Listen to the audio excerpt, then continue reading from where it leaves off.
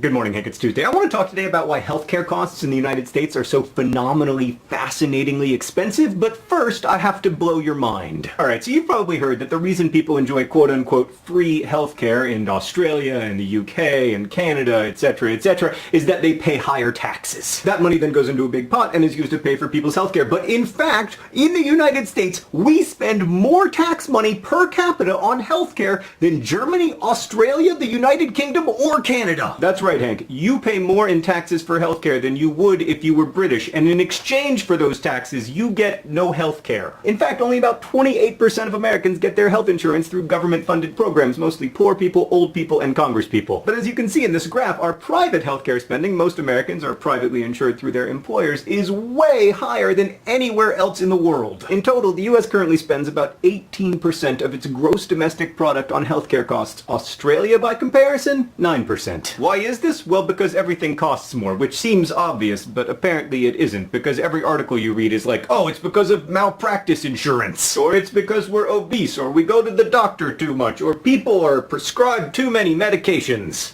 Well, not really. It's because everything costs more. A hip replacement in Belgium costs $13,000. In the US, it's often over $100,000. Colonoscopies average over $1,100 a piece in the US. In Switzerland, they're $655. And on average, a month of the drug Lipitor will cost you $124 if you live in the United States. If you live in New Zealand, $7. Now, we are also, not to brag, richer than all of these countries, so it makes sense that we should spend a little more on healthcare. But we don't spend a little more. We spend a ton more. And vitally, we don't get anything for that money, which means we are essentially paying people to dig holes and then fill those holes back up. Like, we don't live longer, in fact we're 33rd in life expectancy, and in everything from asthma to cancer, according to one recent nonpartisan study, American health outcomes are not notably superior. So why are we spending all of this money for nothing? Well, first, let's discuss some of the problems that are not actually problems. For instance, the problem is not so-called overutilization, the idea that Americans go to the doctor more and get more tests and spend more time in hospitals. We know this because Americans actually go to the doctor less than Europeans and spend much less time in hospitals, although to be fair, you can stay in a Dutch hospital for 7 nights for what it costs to stay in an American one for 1 night, so no wonder we're hesitant. Also, it is not because we are sicker than other people. Everybody likes to blame obesity on our rising healthcare costs, but yet no. That argument is just not supported by data. For one thing, disease prevalence does not affect healthcare costs that much. And for another thing, while we do have more obesity in the United States, which sometimes leads to health problems, we have fewer smokers and less alcohol consumption. Really? Apparently, yes. So that saves us a little money, and if you compare us to, like, the British or the French, in the end it's probably a wash. Hank, the truth, as usual, is complex. Like, there are obvious inefficiencies in our healthcare system. For instance, not everyone has insurance. If you don't have insurance, you still get healthcare, but you are responsible for paying for that healthcare, which often you can't do, so you end up going bankrupt. That sucks for you, obviously, because you're bankrupt, but it also sucks for the rest of us, because we have to pay not only for your care, but also for all the money the hospital spent trying to get you to pay for your care. Also, the only options available to uninsured people are usually the most expensive options, like emergency rooms, which is just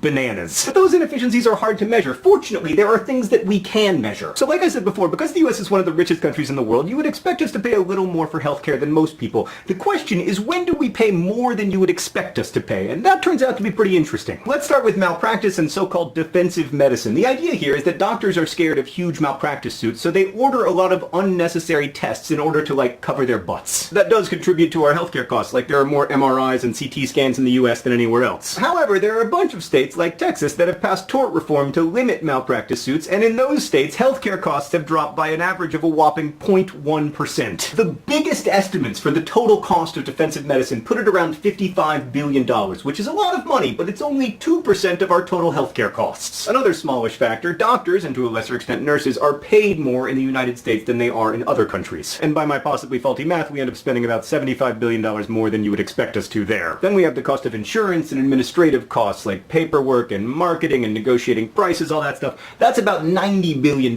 more than you would expect us to spend. We spend about $100 billion more than you would expect on drugs, not so much because we take more of them, but because the ones that we take cost more per pill. Okay, and now for the big one. I'm going to lump inpatient and outpatient care together because in the US we do a lot of things as outpatient procedures like gallbladder surgeries that are often inpatient procedures in other hospitals, so we're just going to make a big ball. That big ball is $500 billion more than what you would expect given the size of our economy per year.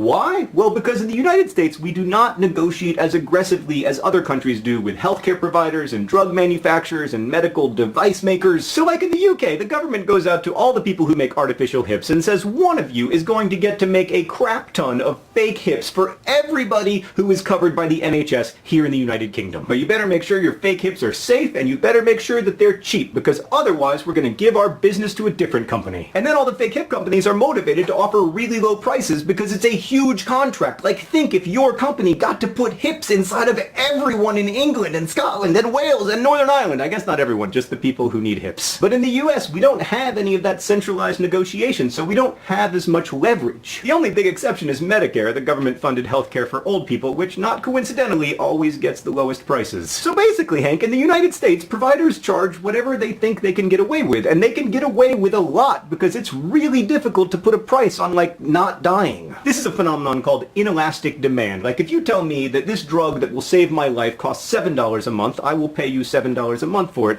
If you tell me that it costs $124 a month, I will find a way to find $124 a month to pay for it. You can't negotiate effectively on your own behalf for healthcare services because you need them, and not like you need a new MacBook Air or the new season of Sherlock, but actual physical need. I guess it is like the new season of Sherlock. So basically, Hank, until and unless we can negotiate as effectively with the people providing healthcare as Australians and British people do, US healthcare costs will continue to rise faster than anywhere else in the world, and we won't get better healthcare outcomes. Hank, I know this video is long, although it could have been much longer, but I am so tired of people offering up simple explanations for what's wrong with our healthcare system. They say, oh, it's malpractice, or it's doctors who must also be business people, or it's insurance companies, or it's insane rules for who can get insurance. It's drug companies, it's government bureaucracy, it's an inability to negotiate prices. Yes, yes, yes, yes, and yes, it is all of those things and more. It is not a simple problem, there will not be a simple solution, but it is probably the biggest single drag on the American economy, and it's vital that we grapple with it meaningfully instead of just treating healthcare costs as political theater. So I hope I've at least introduced the complexity of the problem. I've put some thoroughly nonpartisan links in the doobly-doo for further reading. Hank, welcome back to the United States. As you can see, everything is peachy here. I'll see you on Friday. Friendly reminder, educational videos are allowed to be more than 4 minutes long. All the people who are commenting about how punished I am did not watch to the end of the video. I feel dizzy.